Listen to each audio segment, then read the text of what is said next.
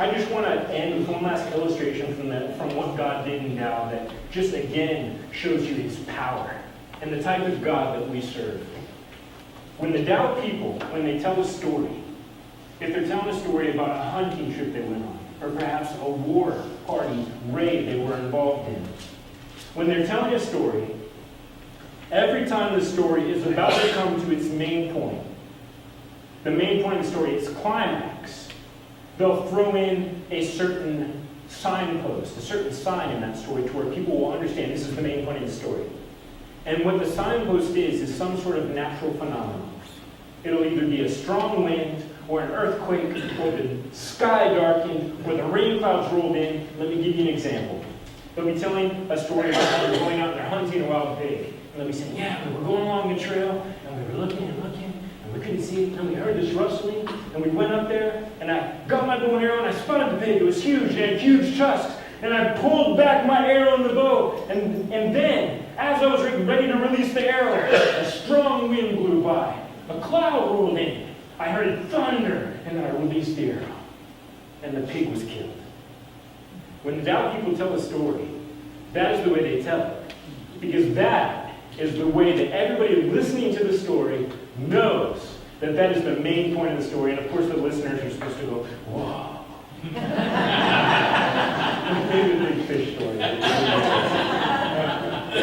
So think about this. And we have been teaching for a couple months, all the way from Genesis, through God's creating of all things, and then all of the story of Moses and the Israelites being led out of Egypt and through the wilderness and having their own land finally, and then the promises to prophet after prophet about the coming Redeemer, and then Jesus is introduced on the scene. This promised Redeemer is here, and he's doing all these great miracles, stuff that nobody's ever done. And then he does all these great things, and he comes to the end of his earthly ministry, and he's getting ready to be crucified, and he calls out, God, forgive them, because they don't know what they're doing. And then he dies, and then the darkness covers over. That's what the Bible says happened. The ground shook, and tombs opened up, earthquakes.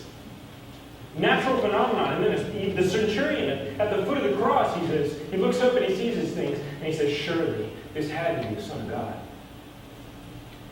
That's what happened with the Tao people.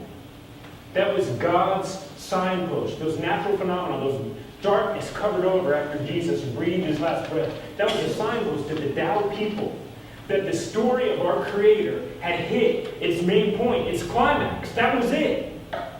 And when they saw this, it spoke to them in such a powerful way that many of them couldn't even contain themselves. They literally stood up in the room and they started saying, it's true, Mikemina. We heard from all over the room. Which means it's a true talk. It's a true talk. I look at that and I think God, in his infinite wisdom, put those signposts in the story of his son's crucifixion for these people. He did it. This story that was written thousands of years ago, God did this for his glory. Who knows what else he put in this story for other cultures around the world? But God, in his infinite wisdom, did this. It's amazing. That's the type of God we serve. A God that is in control and that is so compassionate and graceful and full of mercy that he doesn't give up on us. And he doesn't give up on these people groups. And he's bringing them to himself one at a time. He will not be made into a liar. He will not be made into a liar. There is coming a day when there will be people from every tongue, tribe, nation, and people group, land group, every single one, and will be standing before the throne and will be praising God and saying, worthy are you, Lord. And that's going to be a great day.